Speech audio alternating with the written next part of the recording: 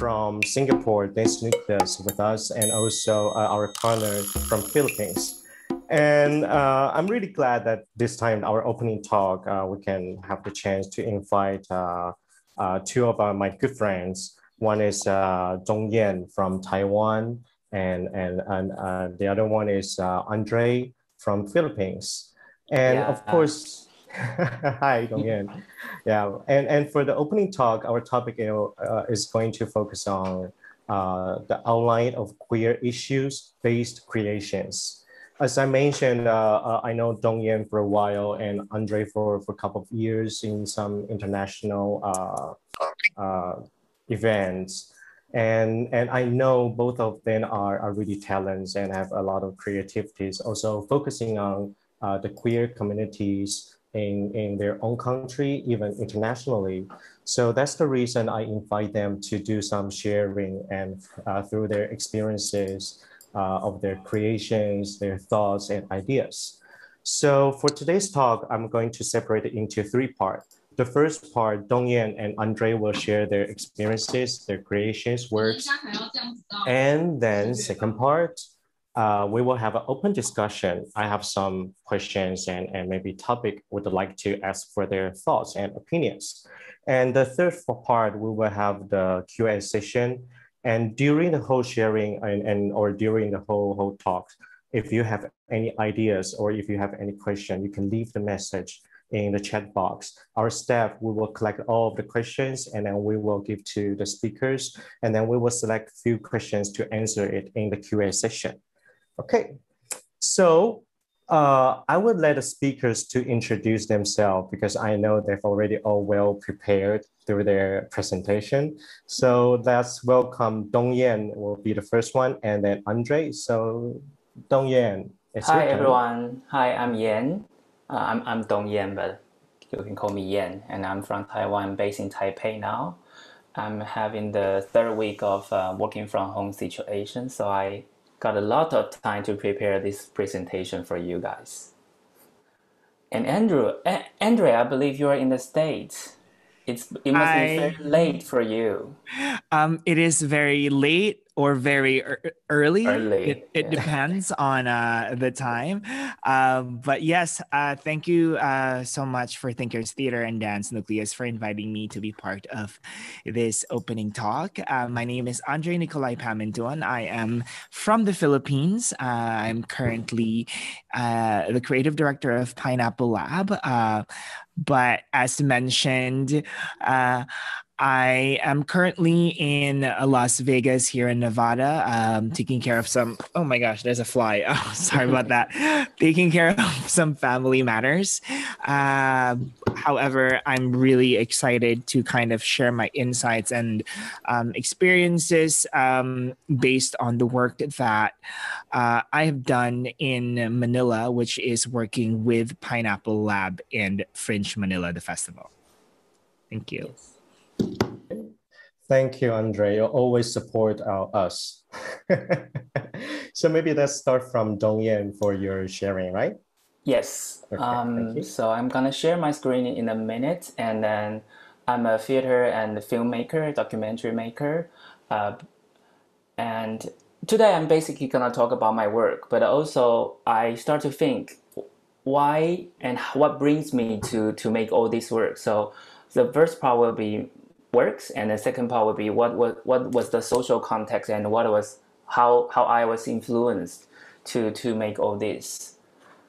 I call this talk my queer journey. As a queer kid, and somebody might call me queer director or queer me, I never really purposely or wanna make queer serious or wanna be labeled as a queer director or anything, but also I don't mind. I kind of love it. I think it's quite cute.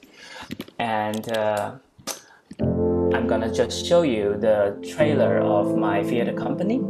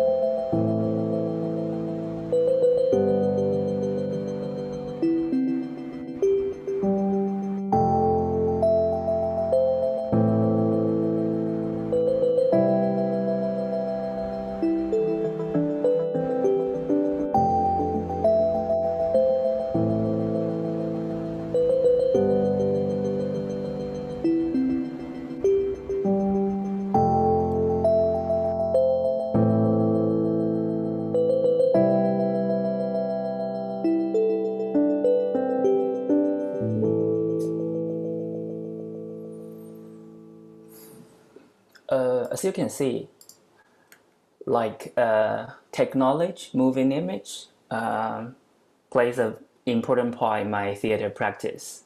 And today I'm going to talk about 3 work quickly. One is documentary, the other will be a community theater work, and the last one is a VR work that you just saw in the final part of the show reel. It's quite interesting that they happen to be in different formats. Like one is a film, the other is a theater one. And by the first one about the documentary, I think the easiest way is also to show another video clips of the trailer. If you're interested, it's also online on KKTV or on Jilu and on Gaga Ulala as well.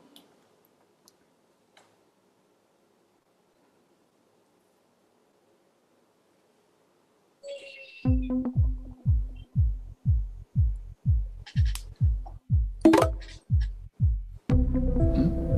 我没有在找什么啊，我就是很认真、很诚恳的回答说，哦，没有不见东西之类的。我现在想起来，我真的很笨。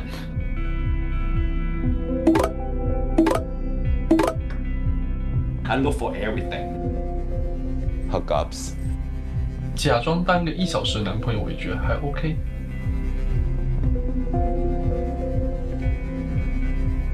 但是我跟你说，对我来说，找到一个好炮友比找到一个男朋友更难。I found what I was looking for. 第一眼看到他就是，就是他。那个等于非时候我们所谓速食，就等于是 order。我去麦当劳就直接 order 一个东西，马上他就2分钟就给你了。可是以前我们是下厨哎。我发现那个我本来很想最初的那一种，很想要稳定，想要有一个渴望有一个伴侣的这件事情，反而慢慢变得很薄弱。我会觉得，反正有那么多人喜欢啊，那么多人在尝试，我为什么一定要锁定某一个人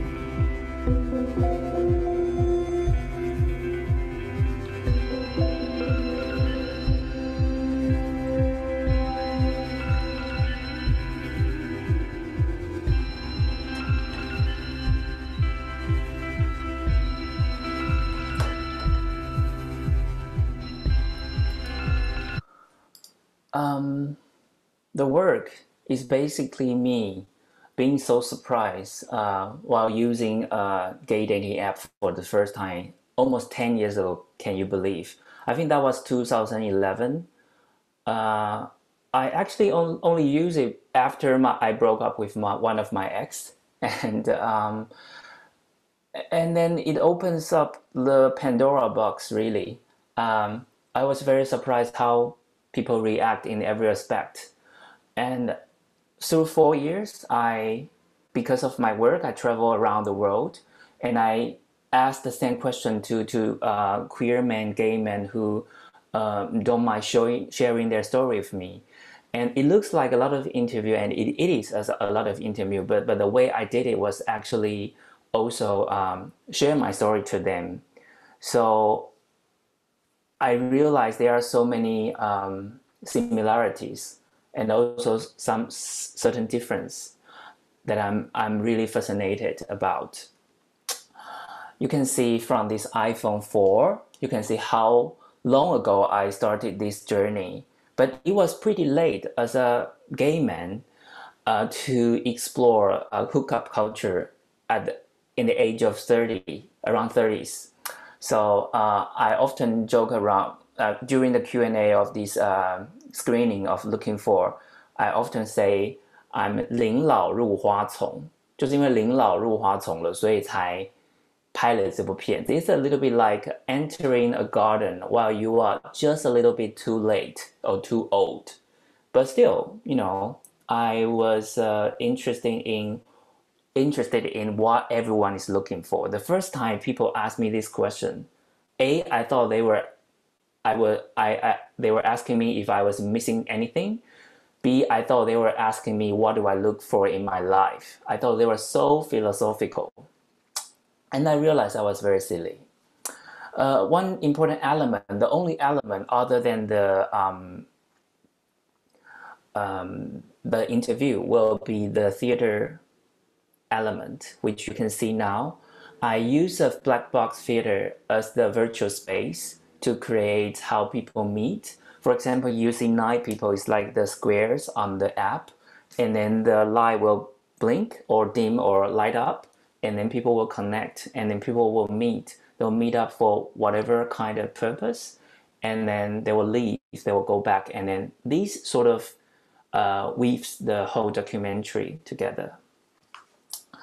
And then Australian program director Stephen Armstrong saw me and know me, and then know that I have this film. And then he matched me up with an Australian director who you're seeing now, the one holding the laptop, Edwin. He's a community art theater director, Act Now. His company is called Act Now. And then, so Stephen matched us up to see if we want to collaborate on working something. And then our designated title was Virtual Intimacy. And then, in a way, we kind of immediately click. Like, he made a theater production called 0 Feet Away, which is about dating app.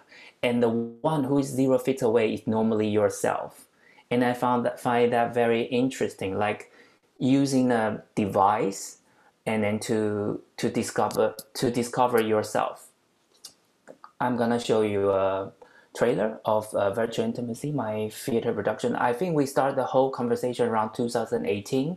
And then we used 2019 to make the work in progress presentation. There were a lot of, like, he came to visit me. I went to visit him in several cities, also screening of Looking For in Sydney and Melbourne and Adelaide. And we did had our premiere last year in Australia, and then managed to do it in Taipei as well during the pandemic time. And the sound is gonna be a little bit loud.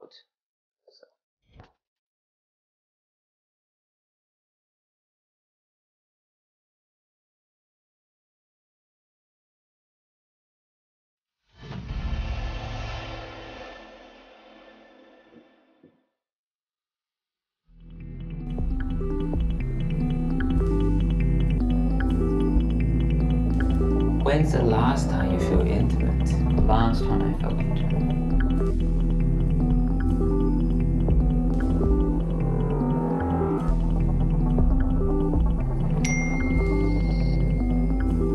Are you single? 你现在单身吗？ Please respond on your phones.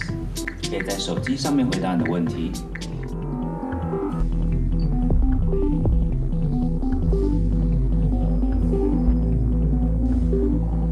Cameron, I'm a communication consultant. I'm 26 years old. Facebook friends, 1,876. I have 14 dating site and apps accounts. Exchange WhatsApp with 7 of them and finally meet 3 of them. No. No. Yes. No! Yes! No. No. No. So they're actually like a real face, like in front of your face kind of Tinder selection to the theater audience. Do you think I'm boring? No. Yes. No. Do you think I'm desperate? Yes. No. No. Am I too gay? Yes. Virtual intimacy can be very non-committal. Am I using them to pass the time? What are you looking for but would never say? 我很希望有一段真实且稳定的关系。That I want to belong. I want to have purpose. I want to be desired.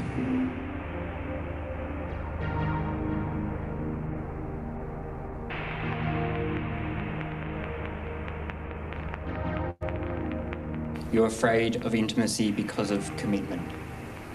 你害怕亲密，因为你担心对方管太羞，你担心失去亲密。You're afraid of intimacy for having your heart broken again. 好，我在这边暂停一下。在 YouTube 上面这一段在 CHOU Tung-Yen Virtual Intimacy 你就可以找到这个影片了。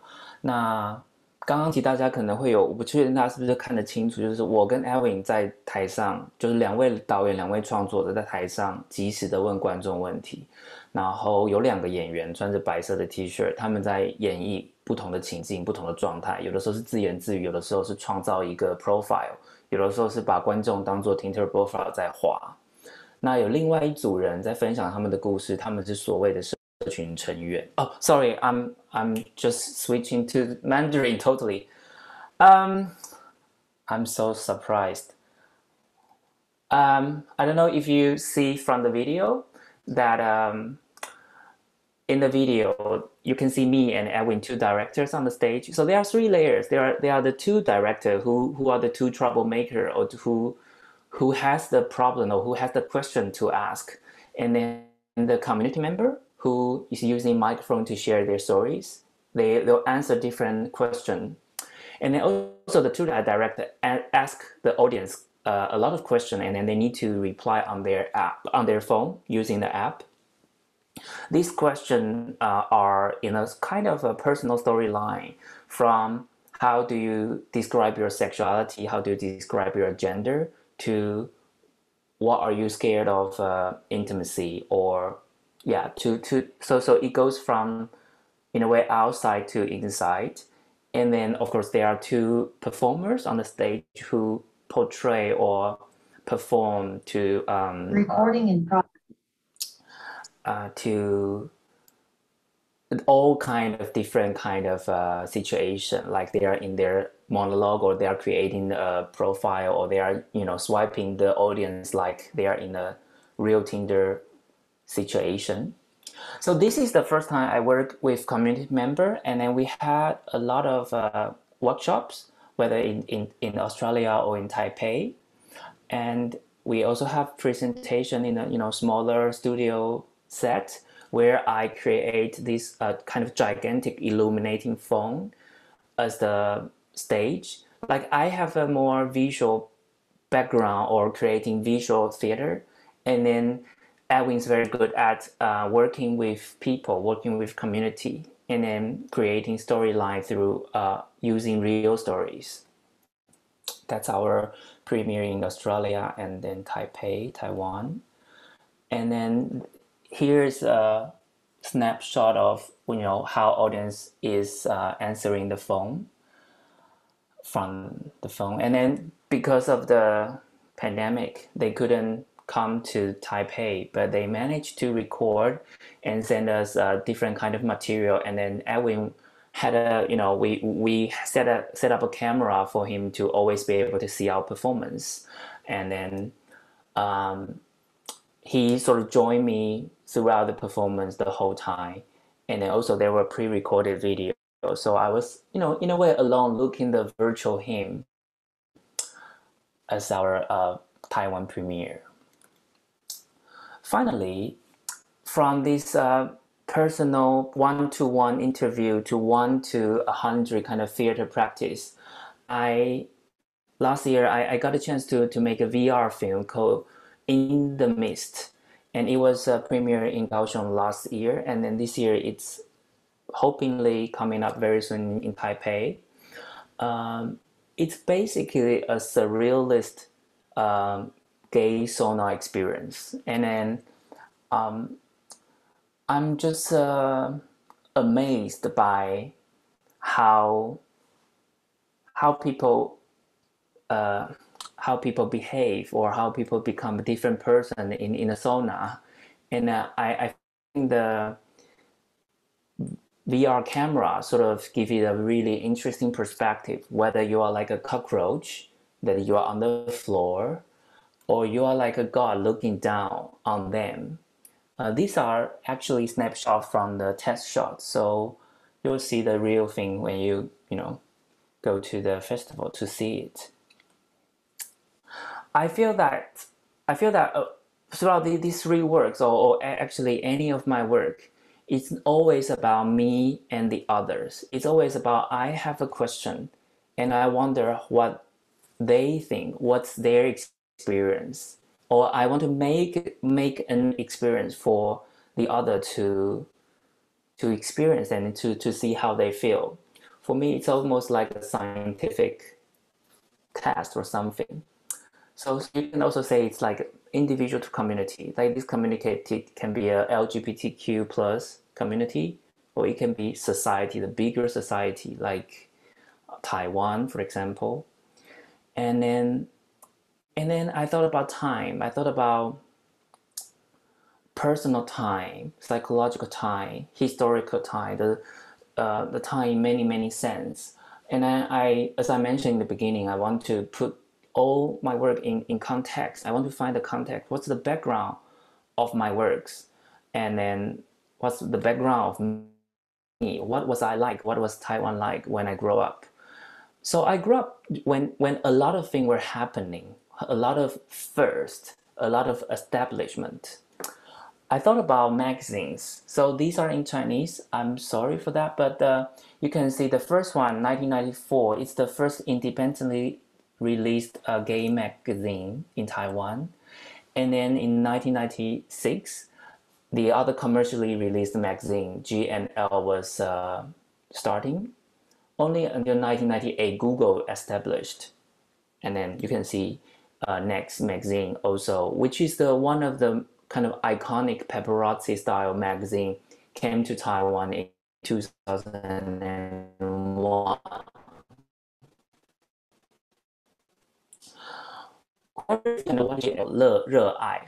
Very directly gay and lesbian. It's like that, you know, and Yi Nanjing, and also whoever know this guy, we know your age, but he's Tang Wenlong. That's when I was in freshman in high school. And in these magazines, when I go back home, I also always stop at a light bookstore to sort of, I believe that I secretly bought one copy or something. It was kind of heart pumping situation to get one. But as you can see, the society in Taiwan has already starting to have all this kind of propaganda. The same year, CHOU Tung and Andrei have their wedding, their public wedding. In a way, I think I read from the online that they didn't mean to make it public, but then it sort of got very publicized, and a lot of press came up. And then I don't know if you remember that I encountered him in New York several years ago when I was looking for the documentary. And when I was a senior in my high school, I went to see, I think it was one of the first theater show that I saw. And then all this made me really kind of fall in love with theater.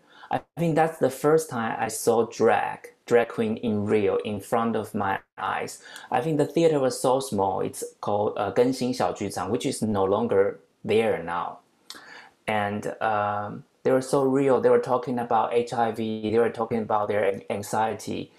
And they were talking about love, of course. So the first time I see real gay men in front of me, or gay theater, it's a lot of information. That was also the same year where Taipei has the first ever Taipei Art Festival. I believe this year, if I'm not mistaken, it's going to be the 20th year. And that's me with the drag queen in the theater performance. And he happened to be our teacher for the drama club in my high school. So I went to see his outdoor show. So Taipei was so kind of open to have all these queer and different kind of, a lot of things are happening really. And that's me. I believe I'm senior years as well. And how long ago that was that? That was the first mobile that you can type in Chinese characters and then, read in Chinese. So these happy kids saw Mickey Chen Junzhi, outside the theater of Jeffrey, the show that I just showed you, the first time I saw the drag queen one. I saw this guy holding a camera and then he was filming something, and then he told me he was making documentary. I think that must be the first time I heard the word documentary, 纪录片三个字. I didn't know what was that. I only know that later on I saw him from here and there. And then next year I saw his film in a light bookstore, 敦南诚品, which is also not there anymore now. And I saw these three young guys making, their life stories. The next year, one incident happened, which makes the remark of Taiwanese gender equality education. It's kind of it's a sad story, but it really makes a milestone there. I mean, so there were this happy guy learning and experiencing life, learning what's gay, and then entering our university. And then there's also a guy in Taiwan, and there's also a lot of bullying happening, and then things are changing. So you can see in GAL, they actually have a topic about 死了一个娘娘腔的国中男生, about after the death of CC little junior high school kids. And yeah. In 2003, few years after he passed away, we have the first LGBTQIA+ Pride, which there were 2,000 people participating. In 2019, we have 200,000 participants. So I made a little student short film in 2003 where I first went to Paris, and that was the first ever gay pride that I ever participated. I was so shocked. There are all these wagons floating around. And I met CHOU Tung-Yen in 2015. I'm often asked, why are you in the film? Why are you on the stage? And as my film Looking For has a question mark, a lot of people also ask me, what have I found? I think I'm interested in, is this the question? And I'm interested in providing a lot of questions, and I'm a very question-driven director or theater filmmaker. I think I put myself in the film for many reasons, but one of the reason is probably because I'm a part of it, and then these questions are starting from me. Yes. And I just want to finalize this 20-minute talk around by saying I feel that all my work, now looking back, all my works are rather queer. And I also want to say maybe they are not really about queer, honestly. They are also, about life. Thank you all very much. I will stop my sharing now. Thank you. Thank you, Yan. Yeah, I really appreciate that part of like the queer history in Taiwan. Yeah, I mean, because I haven't. Yeah, that's how I was growing up. Yeah, so it definitely affects us, especially in our generation, actually. Yeah, and it also bringing back of some of the memories in the past, some of the TV shows, or even some information that I have. Yeah. A lot of TV shows, the gay men went on the TV show have the mask on them. Right. Yeah. One thing before I forgot, I think what's very special is that all of the artwork that I make, documentary, VR, they are all governmental subsidized. They are all sponsored by National Art Council, city government, or Ministry of Culture. So it's quite amazing. Right. Okay.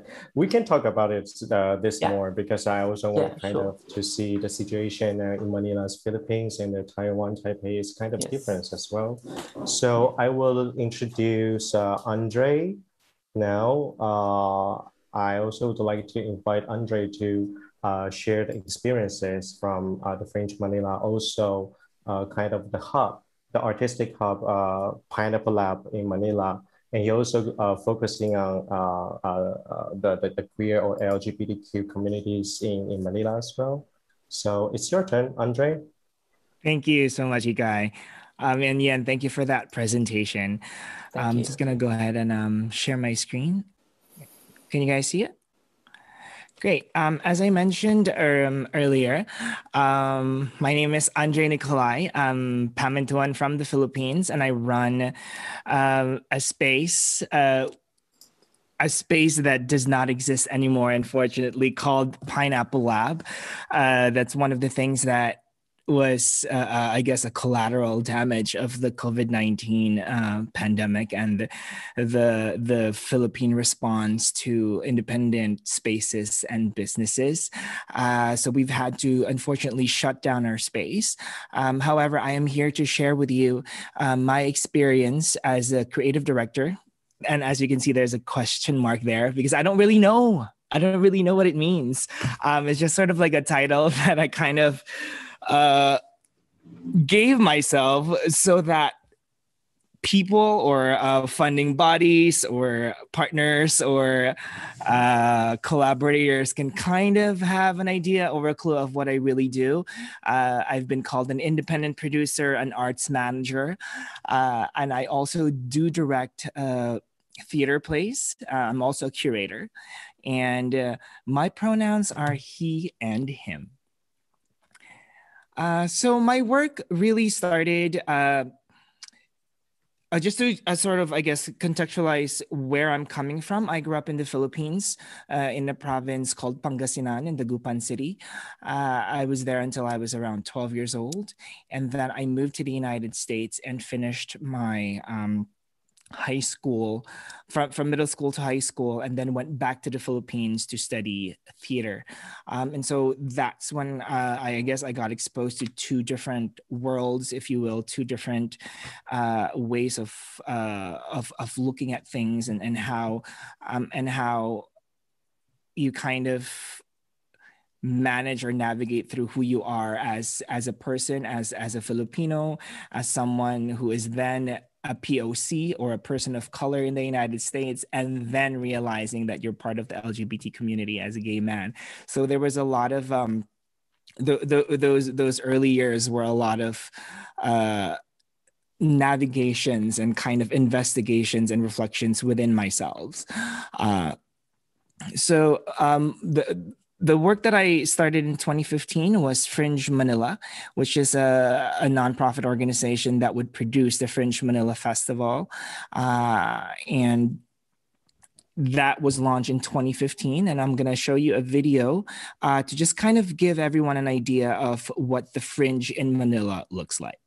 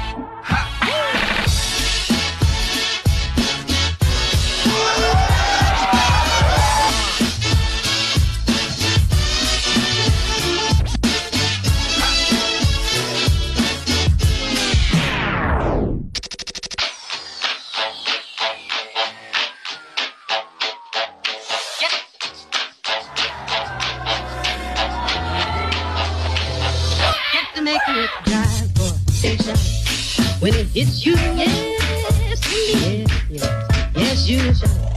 When it hits you, yes, yes, yes, yes. When it hits you, yes, yes, yes, you shine. When it hits you, yes, indeed, yes, indeed. Yes, you holler, yes. 1, 2, 3.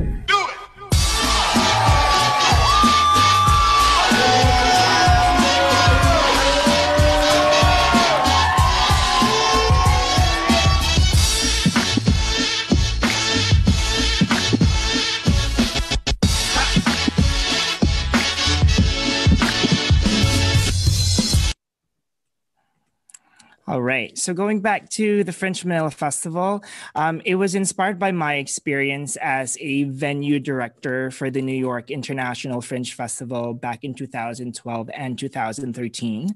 I was really inspired by the platform that the Fringe Festival provided for emerging artists and new narratives that were coming out of the woodwork.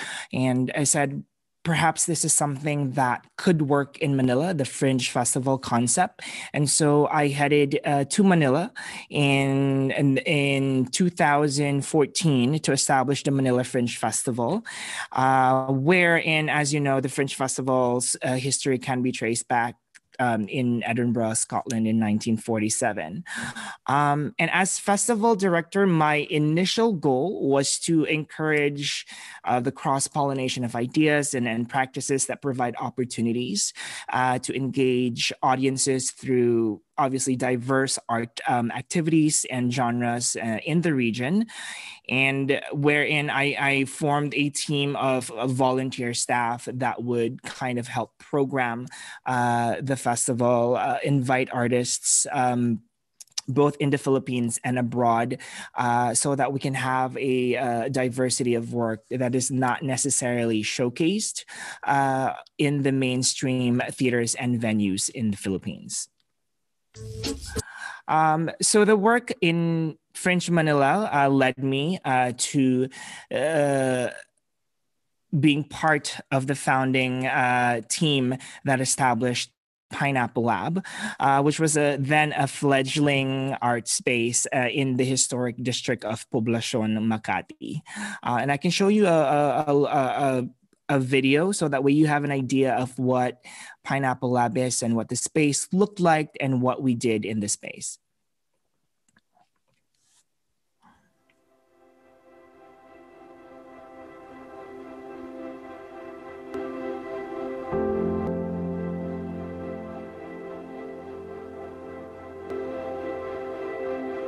Hi, as you can see, we're located here on Palma Street, right here in Poblacion. So basically, Poblacion is Makati's heart, basically. It's the first settlement that was ever established here in the city of Makati, 348 years old. Pineapple Lab is an artist-run creative hub. Our focus is on kind of showcasing the works of local artists, international artists, and really being a home for those collaborations. We have a calendar of events. We open at 11, we close at 6.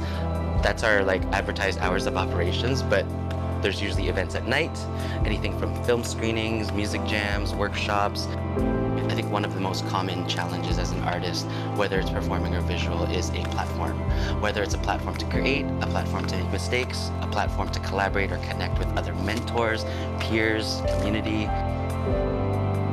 Hi, my name is Leslie Espinosa, and I'm an artist in residence here at Pineapple Lab. They support me here in Hollow Block as a hairstylist, and they are a platform for me as a burlesque performer and performance artist. Burlesque PH is the premier troupe of burlesque in the Philippines, and we are all about performance, community building, self-expression. We don't have limitations on who can join because everyone comes from different backgrounds. A huge importance of why we have this burlesque troupe is to have a platform ourselves for self-expression. From these imposed notions of what Filipino art should be, how women are supposed to express themselves. With Pineapple Lab, we provide that space for them to kind of just do whatever they want, really, from visual arts to performance art. I think our main focus is to kind of shine a light on the artists in the fringes, the ones that aren't necessarily getting that much exposure, that much opportunity. So it's really our mandate to be a safe space for that. Pineapple Lab has been literally a partner. They don't limit the art that can be done, and we don't want to limit the art that can be done. In both ways, want to push the envelope. We want to take risks. We want to grow art. We want to grow culture. We want to open minds about what is out there.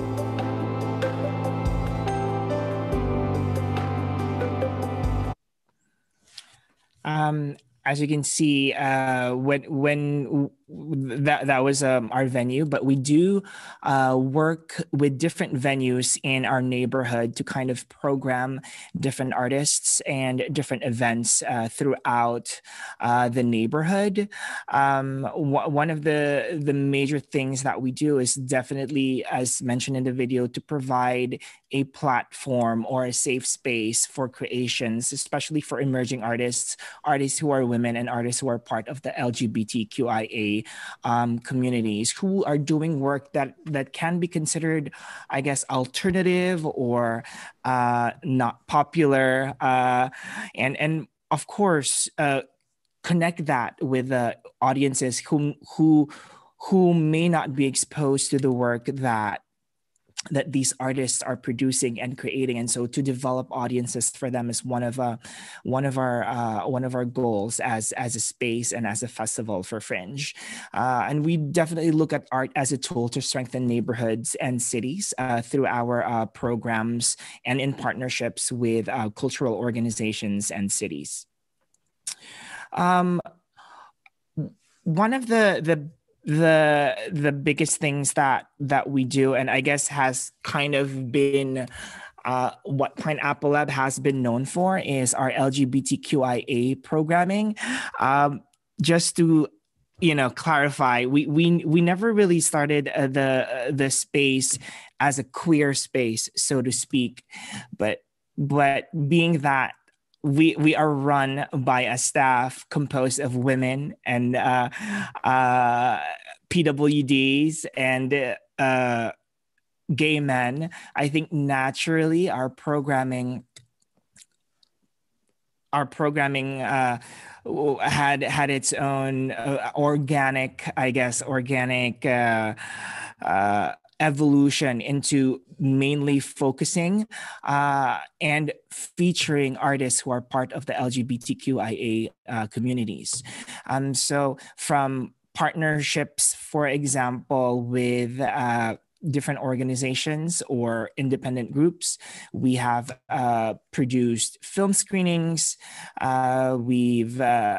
We've produced concerts, and also we really have become a gathering space for the queer community, the LGBTQIA community, who may not be comfortable telling their friends or their parents that they are going to a gay club or they're going to see a drag show, but because they're going to Pineapple Lab, there's a little bit more, I guess, comfort and safety in knowing that that they are safe and they are in an environment that they are supported and that they can be who they are. One of the programs that our executive director spearheaded was, for example, the Hollow Block program, which is a retail incubator wherein we invited queer makers who would create their own products and have the opportunity to sell it through our pop-up shop. So this is just an example of one of our programs.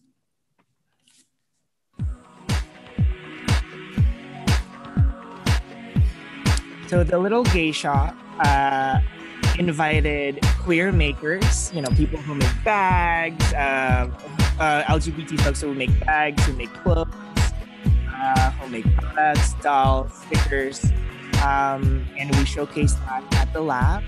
And obviously, we wanted to promote these independent makers and for audiences to be able to kind of check out a different products that they normally wouldn't find, let's say, in stores. Most of the artists that we're that we worked with sell their products through Instagram, for example. And so we were able to give them the opportunity to kind of have a hollow block or a brick and mortar to be able to sell their product and interact with audiences. The next thing that I want to talk about was our one of our biggest, I guess, programs, and I think Yikai has been to, I think, a few of them, called our Gayborhood Night. And this is something that, you know, as I was going through the pictures earlier, preparing for the presentation, I was kind of like being nostalgic because it's June, and June is Pride Month in the Philippines, and aside from Fringe, which happens in February, June is probably one of our busiest months when it comes to programming, when it comes to activating different venues with performances that feature queer narratives and queer performances. So the concept behind Gayborhood Night was inspired by an actual gayborhood, which is in Philadelphia.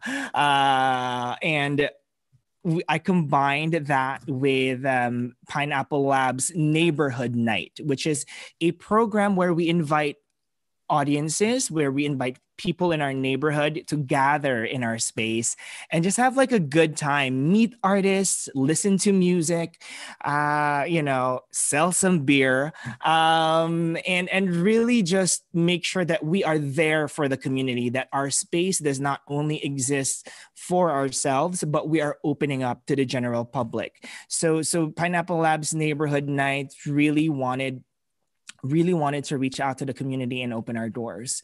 And so in 2016, we decided to I guess, add a layer to that by adding a Gayborhood Night, which specifically focuses on featuring queer artists. You know, these are artists who are professional dancers, professional actors, who normally have to play roles, who normally have to imbibe a different personality to be able to be seen on stage. And my question was, what if we just invite you and do you perform whatever it is that you want to perform, be who you are, merge that with your practice and share that to the world. And so that's how the Gayborhood Night kind of evolved into a mostly monthly programming event at Pineapple Lab, where really we really felt that it was so important for us to do this, because we saw so many people that we normally would not have seen in our space, and also people who don't necessarily identify as queer, who don't necessarily are out, who are not necessarily going to clubs or going to dancing, but they just wanted to be in a space where they can experience performances and be able to be themselves without being judged for who they are and when and where they're going. And so the program then evolved into programming it or taking it in different parts of Metro Manila. So from our space, you can see here that the one where you see the confetti, that was at a different space where we programmed neighborhood for the Gayborhood at a different venue for Fringe Manila. This was actually a culmination of a series of workshops that were conducted by a British Filipino artist, Sam Reynolds, who was able to get a grant through the British Council to do workshops in the Philippines and invite queer performers and explore performance art. It was called a workshop. And this was a series of workshops that were free for whoever wanted to sign up. And we did the rehearsals in our space and the workshops in our space. And then we culminated it with a performance here at Dulo in 2018, I believe.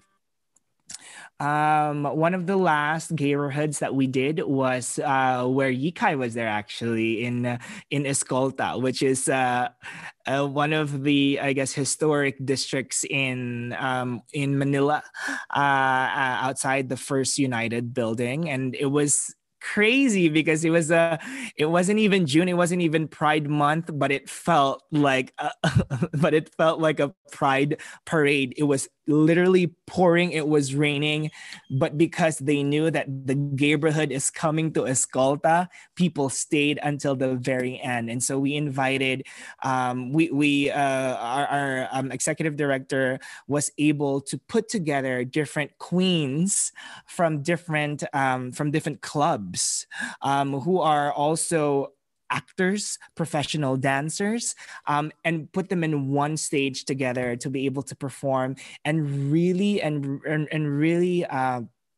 showcase LGBT performances for a festival that was very very straight, I guess, or felt straight. And so we were there to kind of gay it up, and I was really proud of the performers, but most importantly, for the people who really supported and shared this experience with us. As I mentioned, it was our last neighborhood before the pandemic hit. One of the things that we did was actually do a reading of a book called Bakit Dalawa Ang Daddy Ko, which means in English, why do I have two dads? I may get the title wrong, but I will send it to you, Yikai, for clarifications if needed. And so we were able to read that story to little kids, actually, which you can see here in the photo at the bottom left of the screen or right of the screen, depending on how you're looking at it. And we were so amidst these drag and performance artists, we had something for the kids, which was story time. All right. And as I mentioned, we have lost the space. We used to have a gallery. We used to have a black box theater. And looking back, it really was that space that really brought people together, and it made me realize how important it is for queer spaces to exist not only in Manila but in different parts of the globe, so that narratives and expressions can evolve and live on and be exposed to the general public. And so I guess my parting words is that we will be back. It is a global pandemic, but somehow one day Pineapple Lab will, I guess, rise from the ashes and be able to organize and continue to advocate for LGBTQIA artists and be a safe space again. Thank you. Okay, thank you, Andrei. Yeah. I still remember the night when I was in Escolta. It was crazy. It was. I remember there were like 4 or 5 small stage block on the entrance of different alleys, and all of the performers or the artists trying to present themselves on the stage and get ready by the stage. Exactly. I remember one of the nights still have the rain, right? It was still raining. Yeah. It was still raining. We were like, you know what? The show must go on. People really came for the neighborhood that evening, and so we didn't want it. We didn't want to do it if the performers didn't want to do it. However, they were like, you know what? They're here for us. They're here to experience this with us, and so we were very happy that it pushed through. Yeah. Okay. So I think through Yen and also Andrei's presentation, we can know as an artist or as an artwork, we are using our way or to communicate with the public, or maybe the members in this community, LGBTQAI communities, or to present something that we really care about. And trying to use our way to communicate with people, and especially when Dan Dong-Yen mentioned about the kind of the past histories in Taiwan, the of queer histories, and I also would like to have some more discussion with two of you, like through your observation, what is kind of the queer issue nowadays related works in Taiwan and in Philippines, because I think in the past decades things has been changed a lot. People really get used to have the social media now, and technology really influence our daily lives, and we can get information really easily through this platform. So I believe this kind of change will definitely affect how we work and what we care in the queer communities. Yeah. I guess for me, if I may, Ian, my observation as someone who was always looking for representation as a young kid, and now having evolved into a human being, what I've really seen that has changed in the Philippines, and I think as well in Southeast Asia, is how LGBTQIA folks are portrayed. In the Philippines before, there was always stereotypes how gay people, how lesbians, how transgender folks were represented. Usually the sidekick, the funny one, slapstick comedy, or it would be like some sort of like mature or some sort of scandalous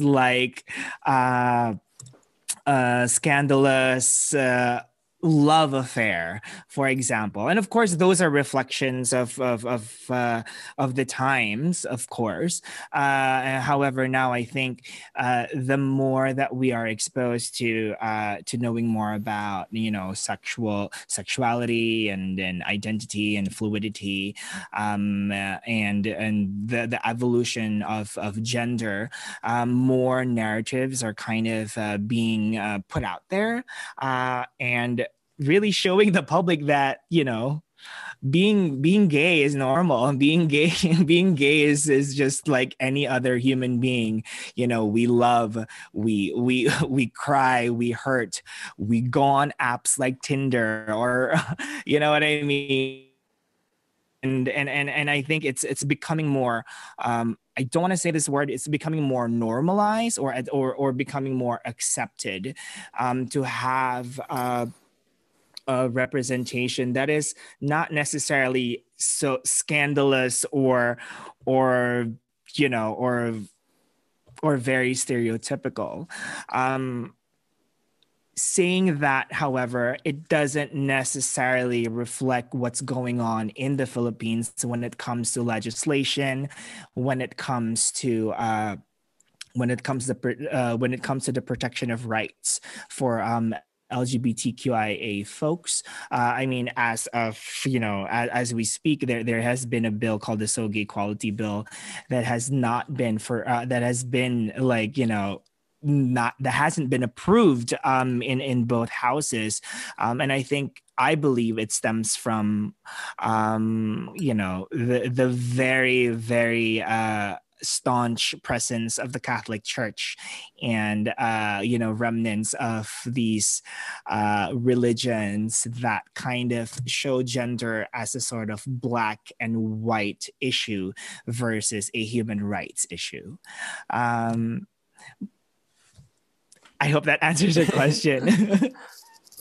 Yeah, I feel like for me, like I feel embarrassed to say I have any observation or anything, but I feel I'm also learning. Like, let's say this queer themed issue kind of art practice.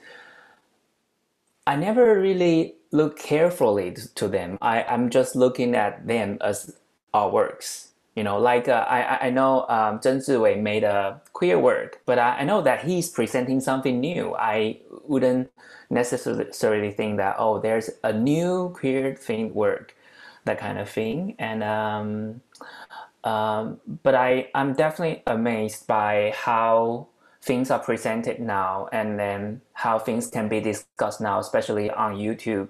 There are all these KOL who have all kind of really funny yet quite deep kind of conversation. And my sister has 2 kids. They are in high school now, and they are watching Netflix a really long series called Green Arrow, which is about, it's a little bit like Batman or something, and there are gay couples inside. And I was, eating my lunch, and then I was like, are they gay?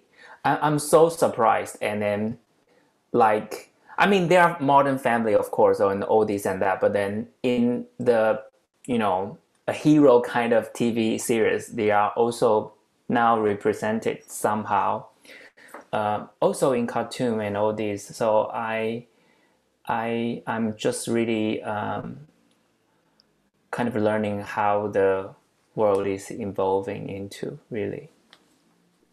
Yeah, it has been really changed fast and a lot, like what you say, no matter through the videos or all of the information from the media, social media, we can get this kind of the normal thing a lot, actually. Yeah, and I agree with what you say, because in Thinkers Theater, we have an open call this year. And I'm also surprised that we got we got some proposal from the artists who would like to focusing on sexual or gender issue. This proposal is more than before. So I also kind of like what Andrei, you mentioned, are we kind of defining ourselves like queer or a sexual or the gender issue platform? But we didn't mean to do it, actually. It just, we're open to any kind of discussion. Yeah. And I think that's the beautiful thing, is that when you are a space or a platform that is open, you will get,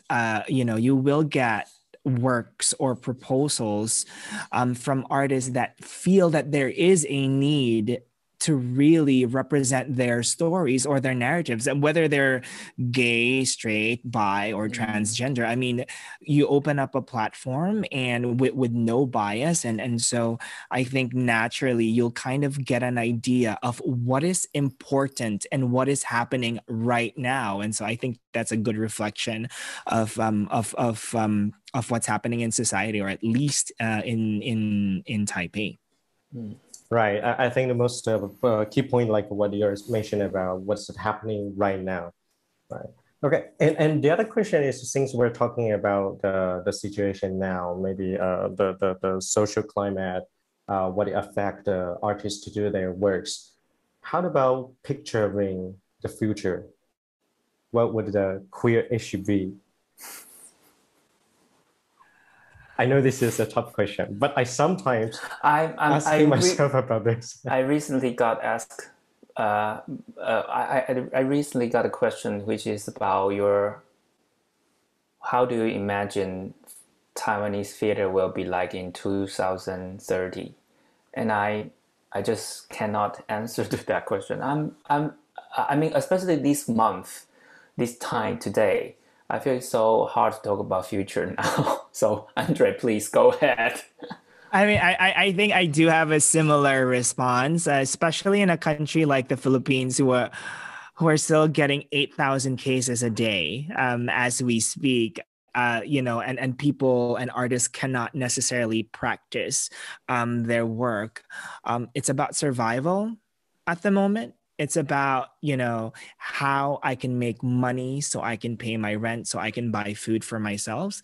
And many artists, independent artists, a lot of them who identify as part of the LGBTQIA communities are hustling right now. You know, they are on streaming apps like Kumu, doing mukbangs, getting like, you know, I don't know if you have Kumu in Taipei, but it's like this streaming app where basically it's for lack of a better word, it's like busking.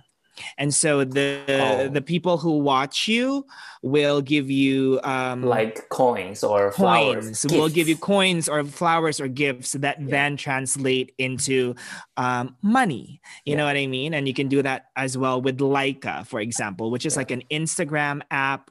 But you post a photo and then people will give you Leica gems, and then you can actually buy food, you can buy a car, you can go to the grocery using Leica gems. And I think that's how Filipino artists have kind of used the platform of streaming apps or social media to monetize their practice and continue practice, because in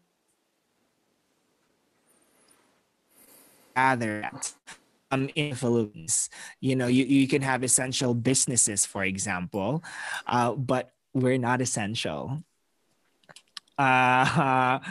So I think it's really a matter of survival. But what I do think that will happen is that during this time, artists are kind of gathering material. You know, they're writing things down. They're painting in their rooms. They're feeling their emotions. And so when that time comes for us Filipinos to be able to go out there and express ourselves, there will be some sort of resurgence of that.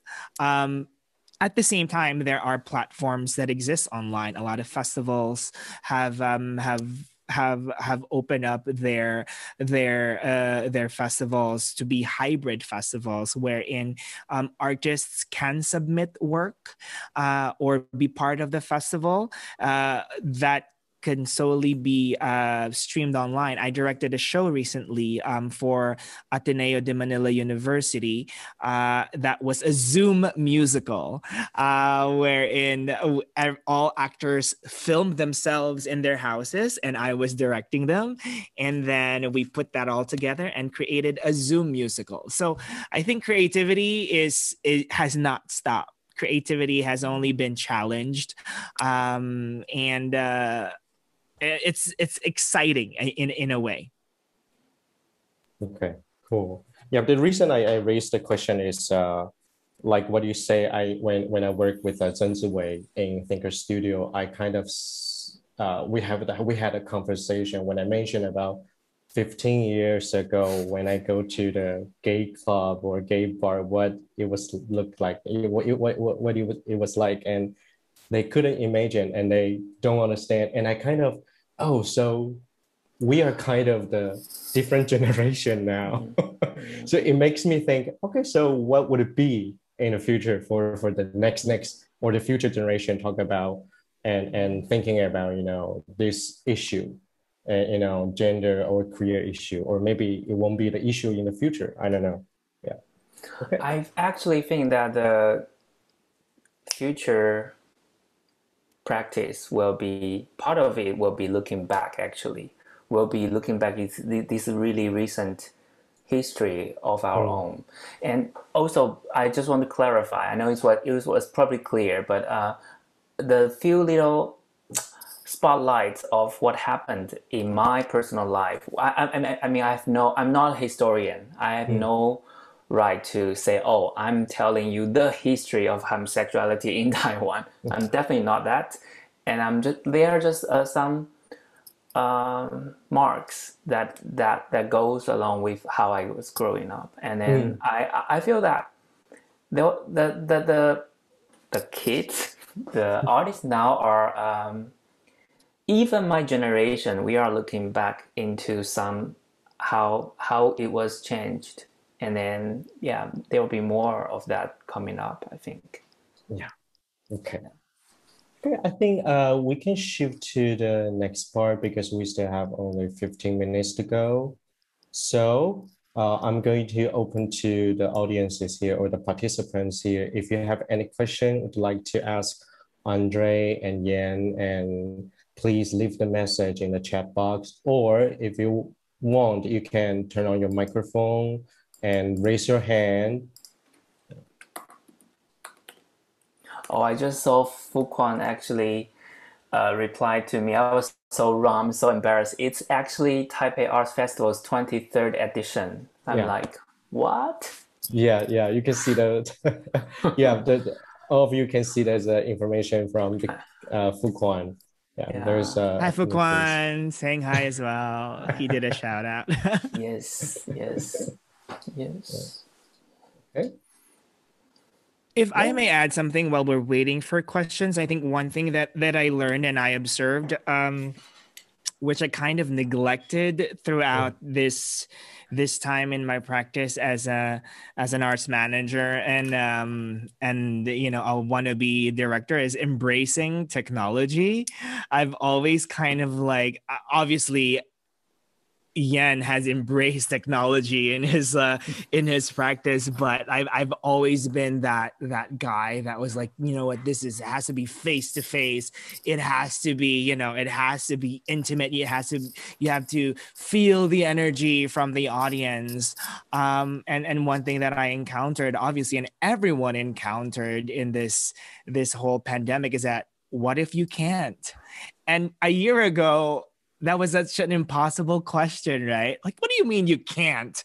What do you mean you can't see your audiences? What do you mean you can't touch them? What do you mean, like, I have to depend on my screen? So I think that's something that I'm learning, and many artists are learning, is how can we create with what we have, and I think that's why I'm really very hopeful, because I know artists wherever they are in the world, even with so little resources, can create movements, and we see that happening everywhere when it comes to artists, not only using performance but using their voices to amplify certain advocacies that are happening in their countries. And so I think, really looking at online platforms as a gateway to send your message or to tell your story is a learning lesson for someone like me who was running an actual space. It is. I think that's one of the reasons that me and Nucleus, Daniel Koch, and also Andrei were talking about this project together, in this pandemic period of time, how we communicate with each other and using the technologies in this period of time and finding a different kind of way to do the work or think. Yeah. Okay. I think Daniel, you have a question. Hi, Daniel. I see you. Hello. How are you? I'm only unmuting and turning my video on because Ikai was nudging me, I think. No, I didn't. But I thought I would like to ask, or just to respond to something that was said, or maybe try and connect the dots a little bit. Because I wonder if the question of queering could also be turned around into a formal and an aesthetic question. So moving away from a question of representation to gain legitimacy, to gain acceptance. So what if, right? In the case of Taiwan, it seems imaginable. So what goes beyond queer acceptance, and then where is the position of the queer? And perhaps some of the things was already mentioned, and I'm just curious personally about how the current moment when, questions about technology, about spaces have all been sort of rendered awry and have, become a mess. I wonder if there is an opportunity for queering in amongst all that. And I wonder if you might have some kind of immediate response upon hearing this question. It doesn't have to be a fantastic idea or whatever. So I just wonder if you might have some thoughts about that. I think I'm gonna quickly, or I don't know if I'm really responding right on the, but I'm just gonna try something. Actually, my very recent VR film, In the Mist, which is centered around a gay sauna, a steam room. And then in it, it's very pornographic, very direct. Like there's no, hiding all this towel or whatever. It's just, you are basically in the porn, and it's surrounding you.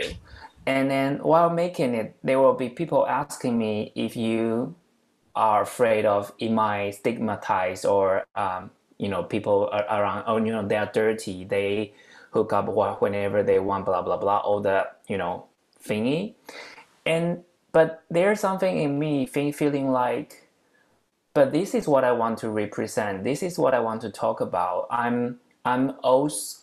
I love the idea of love is love. I generally like it, but at the same time, I'm also a little bit tired of it. I mean, gay love is a little bit different than your love or gay sex, or there are love that is a love without love, that kind of love. So that's my own practice that I'm touching upon it, and so I believe that looking at the darker side can be darker. I mean, I don't even know if I should use this word. That can be one aspect. The other thing is actually referring to Andrei thinking about using digital media or something.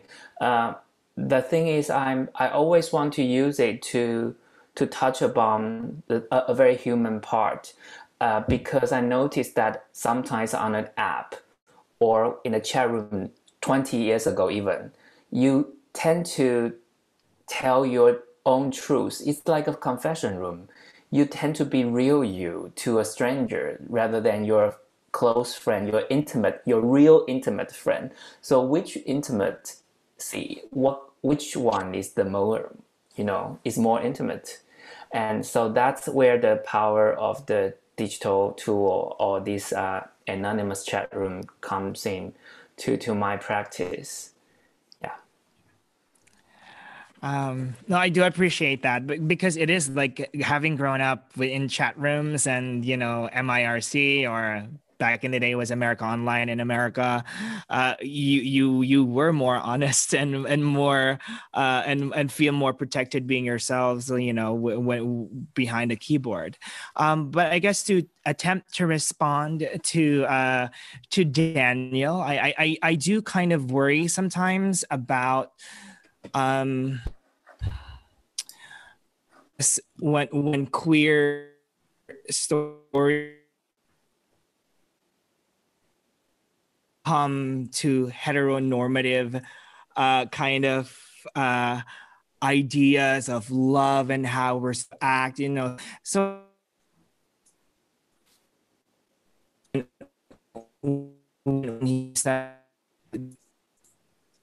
personal. Andrei? What you want to express is personal. Andrei, I think we lost you. Can you hear me? Yes, we can hear you now. But hi, can you hear me? Yes, now. Okay. It is okay. Yeah. Where did I end? So Probably, I think what I was saying is that I am worried that queerness will succumb to like heteronormative standards of like love and relationships and monogamy and monogamy, exactly. like I wanted to stay as true to the experience of the person telling the story, or the playwright or the director. You know what I mean? I think it will the what we see out there being produced by, let's say, artists who are part of the LGBTQIA community will always, I feel, represent what is happening or what their experiences are when it comes to their complex and very unique reality. So I think it will always be different. I think that it will be queer because they are identifying as queer, perhaps.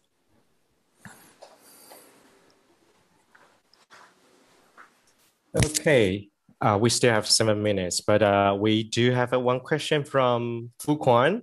He asked, intergenerational queer relations, any thoughts from both speakers? Intergenerational meaning 跨世代, right? Like 跨年纪吗? I'm just trying to understand this very intellectual question. Yeah, that's what I'm thinking. Intergenerational. I think I'm definitely, on the spot of the intergenerational thingy, because I'm crossing to a different generation, I must say, and then this is becoming very big in my personal life. Mm-hmm. Like, on Grindr, I never used to how do you say that, cheat on my age. I'm 35, I'm 33, why not? But when you are past 38 or something, you feel like I might as well just hide my age. And when they ask, so age or generation is definitely becoming a topic that I cannot ignore. And then I think there should be more conversation about it. And then I also feel that virtual intimacy, for example, in the production, in Taiwanese version, there are 6 on the stage, and then there are, someone who is at his 40s, someone who is, only 20 or 19. And I think gradually there are more conversation on it. And then finally, I watched Mickey Chan's documentary when I was 18 or 19, which is about beautiful boys, right? And then this year, just 2 months ago, I watched one of his documentary on elderly gay sauna owners, or a group 无伤之往事之城无偶之家往事之城. That's the title of the film. Anyway, I feel it was so quite right on the spot while I was facing all this issue, this topic around. I mean, it's about time we should have some works that touch upon what happened after you cannot get it up. You just want to be at home and be a gay, be a queer, whatever. And I just want to respond to, I guess, Daniel's last comment. He said, I guess we should probably also call ourselves out here that it's for normative gay men speaking, and we're simply not able to speak for a broader queer community. And I do agree with Daniel. I think it's impossible to represent everyone. I think one should represent themselves. But I do think it's important for platforms like this to at least start conversations, and that perhaps it can evolve into inviting more people to the table to share their stories. I know that Yika is also doing the cloud residency that has invited a diverse array of artists, and I'm excited to see that and see what else is going to be told through these collaborations with all sorts of gender representations. Yes, I totally agree with that as well. Creating the platform is the one of the reason I think that what we would like to do. Yeah, and it can kind of start a communication or exchange of ideas, no matter with the different generations or cities, countries, or to all of the people who has the interest or ideas in this issue. Okay, I think the time is almost up. And the presentation, I think we will present a cue card later. Then if you have more, if you have any ideas, also you can find our Facebook and also give us any information or message you would like to know. Okay, thank you. Have a good night.